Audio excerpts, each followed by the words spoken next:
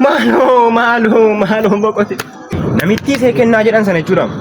Yuk namni dhalatee guyyaa tokko waan gaarii hojjetu jireenya isaa keessatti. Akka waan gaarii tokko hojjetee hin beeku.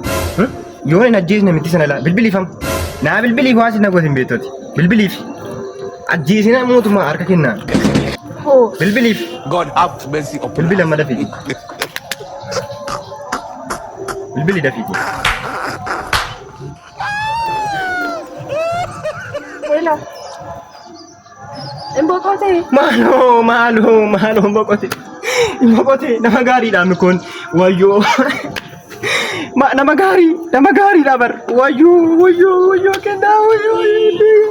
Cibo maal taate? Maal ni ati adda baafadhu malee hojiidhaan galee hargal fitaara boqotaara itti malee maal jette isheen? Adda baafadhu malee ati. Ilma namitti yoom duuti waan gaarii. Nduutu namitti tu duutee hin bade.